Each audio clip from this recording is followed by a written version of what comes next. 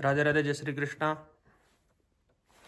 जैसा कि हम बात कर रहे हैं वृषभ लग्न के द्वादश भाव में भगवान आदित्य सूर्य भुवन भास्कर के द्वादश भाव में स्थिति का फल। अब हम बात करेंगे नवम भाव में। यदि आपकी वृषभ लग्न है और नवम भाव में सूर्य स्थित है, मकर राशि के स्वामी शनि होते हैं, सूर्य के शत्रु है लेकिन सूर्य के पुत्र भी है, अपने पुत्र के घर में जाते हैं सूर्य, तो आपके जीवन को कैसे प्रभावित करते हैं, क्या परिणाम देखने को मिलेंगे, उस पर बात करेंगे। देखिए, नवम भाव त्रिकोण भाव है, भाग्य का भाव है, धर्म का भाव है, पिता का भाव है, यात्राओं का भाव है, आपके जीवन के पुण्य कर्मों का भाव है। और वहाँ पर सूर्य का होना आपके पिता को प्रतिष्ठित समाज में सम्मानित बनाता है। आपके पिता के लिए सही स्थिति है भाग्य भाव में। त्रिकोण भाव में तो सभी ग्रह जाते हैं, वो अच्छा फल ही प्रदान करते हैं। वैसे त्रिकोण भाव की अपनी महत्ता होती है।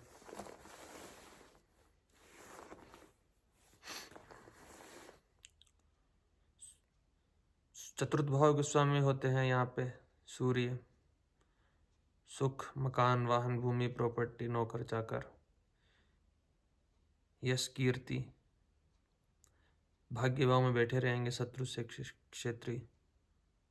मकान, वाहन का सुख होगा, नौकर चाकर होंगे, भूमि, प्रॉपर्टी, अच्छी स्थिति है। पिता के साथ में थोड़ा मतभेद हो सकता है वैचारिकी, लेकिन सम्मान तो करेगा बच्चा, सम्मान पूर्णता से करेगा। लेकिन वैचारिकी मतभेद अलग है और असम्मान दिखाना अलग है। भाग्य भाव है, सूर्य का भाग्य भाव में बैठे रहना किस्मत को चमका देगा।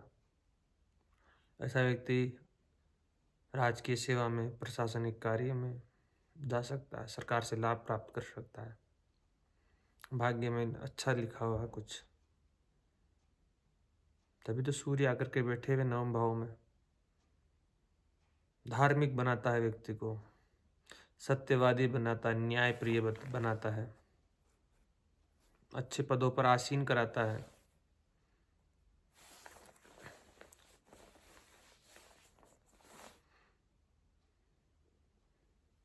शास्त्र क्या कहते हैं, इनकी दृष्टि तृतीय भाव पर रहेगी। थोड़ा भाई बहनों से थोड़ा मतभेद हो जाए, नोकझोंक चलती रहेगी।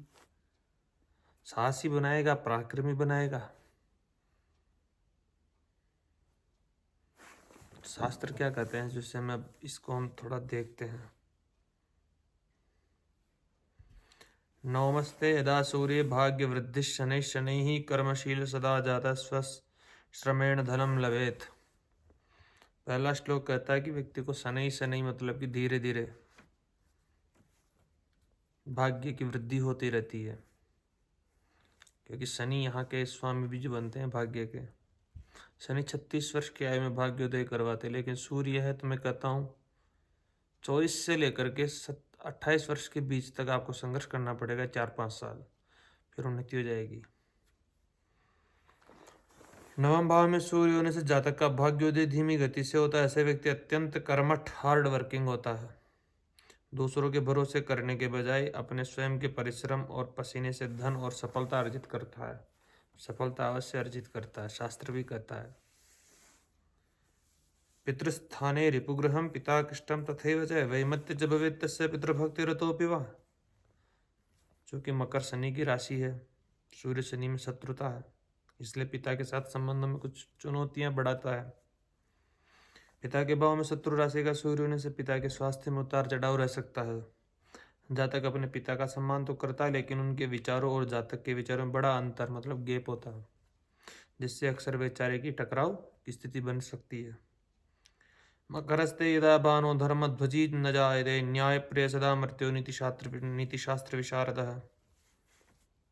जातक पारंपरिक धर्म के बजाय कर्म को ही धर्म मानने की प्रेरणा देता है। जो काम करता है वो समझ लेता है कि यही मेरा धर्म भी है। जातक दिखावे की धार्मिकता में विश्वास नहीं रखता, वह न्यायप्रिय होता, समाज के नियमों व नीतियों का पालन करने वाला होता है। वह शास्त्रों का ज्ञाता तो होता है, लेकिन उसका झुकाव व्यावहारिक और तार्किक धर्म की ओर अधिक होता है। सुख भाव का स्वामी जब भाग्य भाव में जाता है तो जातक अपने घर और जन्मभूमि से दूर सुख सुविधाएं प्राप्त होती है। वह जीवन में कई लंबी यात्राएं और तीर्थ यात्रा करता है। विदेश प्रवास उसके लिए बहुत लाभकारी और यश देने वाला सिद्ध हो सकता है। तो स्थितियां हैं 22 से 28 वर्ष की आयु के बीच संघर्ष के बाद उन्नति। ऐसा व्यक्ति न्यायपालिका, सरकारी कार्य हो गए, कंस्ट्रक्शन का काम हो गया, सरकारी निर्माण हो गया, ठेकेदारी हो गई, खनन के मामलों में भी ऐसा व्यक्ति उन्नति के मार्ग प्रशस्त कर सकता है।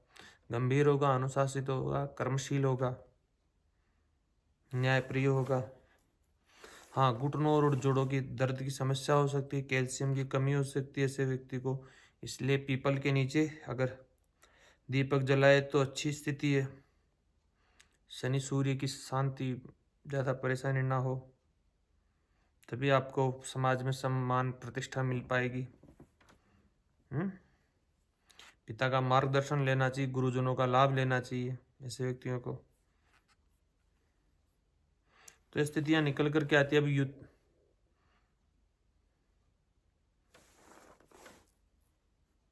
शत्रुओं की नींद उड़ा देता है, पर षड्यंत्र का शिकार भी होता है ऐसा व्यक्ति। अब युतियों की बात करें अपन तो सूर्य के साथ में यदि चंद्रमा आकर के बैठते हैं, चंद्रमा तृतीय भाव के स्वामी होते हैं, तो अपने भाव को ही देखेंगे। भाग्य भाव में सूर्य चंद्रमा, अमावस्या का योग भाग्य भाव में बन रहा है। हो सकता है थोड़ी मानसिक बेचैनी दे दे, अस्त हो जाए तो माता के स्वास्थ्य में थोड़ी परेशानी दे दे, लेकिन नवम भाव है, भाव अच्छा, इसलिए कम ही चीजें देखने को मिलेगी। ये चीजें माता पिता का सुख मिल जाएगा। अगर ये भाव कोई दूसरा होता तो फिर देखो मजा जीवन का, अष्टम भाव होता तो क्या मानसिक परेशानियां देता। लेकिन हाँ, थोड़ी बहुत मानसिक परेशानियां रहेगी, बेचैनी रहेगी, घबराहट रहेगी, एग्जाइटी रह सकती, थोड़ा मन विचलित हो जाए कभी कभी, ऐसी स्थितियां होती है। अमावस्या के योग के कारण इसकी शांति करवाते हैं, पूजन होता है इसका, सूर्य और चंद्रमा से संबंधित अमावस्या योग का। क्योंकि चंद्रमा मन का कारक होता है, सूर्य आत्मा का कारक होता है। चंद्रमा का लोप हो जाता है, मन विलीन हो जाता है आत्मा के पास आकर के, तेज के सामने, तेजोपुंज के सामने आने के कारण। अब यदि यहाँ पे सूर्य के साथ तृतीय भाव के स्वामी तो भाई बहनों का सहयोग मिलेगा, पराक्रमी अच्छा होगा, साहसी होगा, निडर होगा, अपने काम में माहिर होगा, दक्ष होगा, कर्मठ होगा। माता का स्वास्थ्य भी अच्छा रहने वाला है त्रिकोण भाव की वजह से। यदि सूर्य के साथ में मंगल आकर के बैठे, पराक्रम योग का निर्माण होता, सेना, पुलिस इत्यादि क्षेत्रों में उन्नति कारक है। सप्तमेश का भाग्य भाव में बैठे रहना विवाह के बाद में भाग्योदय कराता है। पत्नी भी भाग्योदय में सहायक होती है आपके। अच्छी स्थिति है सूर्य और मंगल की युति। मंगल उच्च राशि के रहेंगे यहाँ पे शनि की राशि में, बहुत भाग्यशाली। सप्तमेश का उच्च राशि में बैठे रहना अद्भुत है। व्ययस भी बनते हैं, खर्च अत्यधिक करवा देंगे, अपने भाव को देखेंगे ना, इसलिए थोड़ा चक्कर मार लिया करो अस्पताल का, वरना अस्पताल ले जाके छोड़ सकते हैं। चलो महीने में एक बार अस्पताल। निद्रा, आपका ससरार दशैया सुख है वो अच्छा रहेगा, मोक्ष भी है। पराक्रम योग होगा, बहुत साहसी होगा, बहुत निडर होगा, ऐसे जोखिम लेने वाला होगा व्यक्ति। सूर्य और मंगल, सेना, पुलिस, प्रशासन, बड़े पदों पर आसीन जो मंगल से होते हैं, कारखाने चलाओ भले ही, इसके बोलते ना डिफेंस, जो भी डिफेंस में काम रहता है उसके लिए श्रेष्ठतम है। सूर्य मंगल की युति होगी, बहुत अच्छी युति होगी यहाँ पे भाग्य भाव में। पत्नी भी अच्छी रहेगी, पत्नी भी सरकार से संबंधित रहेगी, सरकारी बड़े पदों पर आसीन होने वाली हो सकती पत्नी भी, क्योंकि सप्तमेश का सूर्य के साथ में बैठे रहना भाग्य भाव में, उच्च के बैठे रहना सप्तमेश का, बहुत भाग्यशाली तो होगी। यात्राएं अत्यधिक होगी, जीवन में बहुत अच्छी स्थिति है कुल मिलाकर के। तो थोड़ा क्रोधी हो सकता है, लड़ाकू हो सकता है, दोनों अग्नि तत्व के है ना, इसलिए तुरक मिजाजी हो सकता है। इस सूर्य के साथ में देवगुरु बृहस्पति आकर के बैठे, पहले तो बुध आकर के बैठे, तो बुधादित्य योग का निर्माण होगा, प्रखर बुद्धिमान होगा। पंचमेश और चतुर्थेश का संबंध, राजयोग का निर्माण हो रहा है, केंद्र त्रिकोण पतय संबंध है, परस्पर मित्र, ये प्रसक्ता सद विशेष फलदायक है, बहुत विशेष फलदायक है।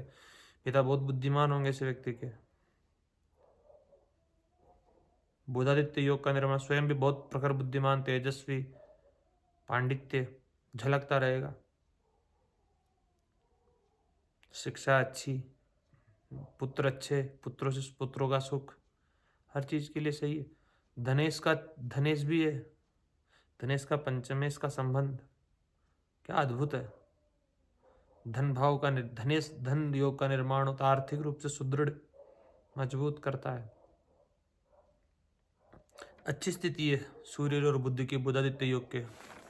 बुधादित्य योग आपको समाज में प्रतिष्ठा देगा, सम्मान देगा। 24 वर्ष की आयु में भाग्योदय हो सकता है। यदि सूर्य के साथ में यहाँ पर गुरु हो, जीवात्मा योग का निर्माण, गुरु नीच राशि के रहेंगे, मकर राशि रहेगी, थोड़ी बहुत परेशानी, त्रिकोण में नीच के हो जाने से कुछ ज्यादा वो नहीं रहेगा। भाग्य में थोड़ी बहुत व्यवधान, थोड़ा संघर्ष करवा देंगे। अष्टमेश भी है गुरु, लाभेश भी है। लाभेश और पंचमेश का संबंध भी धन योग का निर्माण तो होता है। भाग्य भाव बैठे हैं, नीच भंग हो गया तो फिर पूछो, प्रोफेसर नहीं बन जाए तो कह देना। मतलब कि अच्छे पदों पर आसीन हो ही जाएगा व्यक्ति, सूर्य और गुरु की जीवात्मा योग का निर्माण होगा तो। व्यापार सुख, व्यापारिक हो सकता है अच्छा, व्यापार में सुख में सुख में वृद्धि होगी ऐसे व्यक्तियों की। नीच भंग होते ही बकरी हो जाए यहाँ पे बढ़िया, अस्त हो जाए तो भी बढ़िया है। मैं तो कहूँगा अस्त हो जाए तो और अच्छा है। सूर्य ले लेगा सब अपना प्रभाव गुरुता का, जहाँ पर भी जाएगा आदर सम्मान का हकदार होगा ऐसे व्यक्ति, सम्मान मिलेगा, प्रतिष्ठा होगी। यदि सूर्य के साथ में देखो, गुरु की दृष्टि भी तो लग्न पर पड़ती है, पंचम पर पड़ती है। आपकी बुद्धि कितनी अच्छी होगी, निर्मल बुद्धि। तृतीय भाव प्रयासों का भाव, अच्छा प्रयास, अच्छे प्रयास करोगे। लगन पर दृष्टि, स्वास्थ्य अच्छा। पहला सुख निरोगी काया, तो निरोगी शरीर, पूर्वाभास होने वाला व्यक्ति, दार्शनिक प्रवृत्ति का व्यक्ति, आध्यात्मिक लिए वे गुरु अध्यापक रहे, अच्छी स्थिति है। सूर्य के साथ में यहाँ पे शुक्र हो, शुक्र लग्नेश बैठेगा भाग्य भाव में, भाग्यशाली, स्वयं लग्नेश भाग्य में आकर के बैठा हुआ है। षष्ठेश का दोष नहीं लगेगा लग्नेश को। पत्नी का कारक भी होता है, पत्नी सरकार से जुड़ी हुई हो, कला का क्षेत्र रहा, अभिनेता बने, संगीत, वाणिज्य, रेस्टोरेंट चलाए, होटल मैनेजमेंट करे, MBA करे, ऐसा आगे बढ़ जाएगा। मॉडलिंग करे। अब आगे बात करते हैं सूर्य के साथ में यदि शनि हो तो पिता के साथ में वैचारिक मतभेद करा देंगे। शनि स्वग्रही होंगे, राजयोग का निर्माण होगा, नवमेश और पंचमेश का, नवमेश और चतुर्थेश का, बड़े पदों पर आसीन कराएंगे। बड़े लोगों से झगड़ा मोल लेने में भी नहीं घबराने वाला व्यक्ति। शनि और सूर्य अच्छी युति है, व्यापार व्यवसाय के लिए श्रेष्ठतम युति है। लाभे बढ़िया युति निकल करके आगे शत्रुओं को परास्त करने वाली युति होगी। षष्ठ भाव पर भी दशम दृष्टि रहेगी, इस कारण थोड़ा पिता पुत्र है, भाग्य में उतार चढ़ाव आता रहेगा। जीवन में थोड़ा संघर्ष झेलते रहो, वापस उन्नति, वापस खड्डा, फिर वापस, मतलब कि 5 कदम आगे तो 1 कदम पीछे, ये समझ लो। अच्छी स्थिति है। यदि सूर्य के साथ में राहु हो तो ये ग्रहण दोष बना देगा, पिता के स्वास्थ्य में थोड़ी परेशानी। भाग्य भाव में है युति राहु भी भाग्य भाव में आकर के अच्छा ही परिणाम देने लग जाता है। यद्यद भाव गतो वापि यद्यद भावे संयुतो तत्फलानि प्रबलो प्रतिशताम तमो ग्रहो। आपकी पद प्रतिष्ठा धूमिल होने की संभावना रहती है। अच्छे पदों पर जाने के बाद में पदच्युत ना हो जाओ, कलंक नहीं लग जाए, ऐसी स्थितियां रहती तो थोड़ा सावधानी रखनी चाहिए व्यक्तियों को, वरना यह भी युति ज़्यादा परेशानीदायक तो नहीं रहेगी। थोड़ा मान सम्मान का ख्याल रखना होगा अपना, बाकी अच्छा है। केतु के साथ में रहे तो केतु अलगाव और डिटैचमेंट करवाता है। तो ऐसा व्यक्ति कहेगा कि नहीं चाहिए मुझे मान, नहीं चाहिए प्रतिष्ठा, नहीं चाहिए मुझे कुछ भी, ऑटोमेटिक मिल जाए तो बात अलग है, और मिलती भी है। नहीं चाहिए नौकरी, मिल जाएगी नौकरी। राजयोग राहु केतु के साथ में सूर्य का बैठे रहना, यदि कहूँ तो यदि केंद्र त्रिकोण एवं निवसेताम तमो ग्रहो नाथे ना नित्रेणापि संबंधात योग कारक हो, योग कारक हो जाते राहु केतु के साथ में सूर्य बैठ जाता है भाग्य भाव में। तो धन्यवाद। अब हम बात करेंगे दशम भाव में सूर्य दिग्बली अवस्था के कुंभ राशि के क्या परिणाम देते हैं।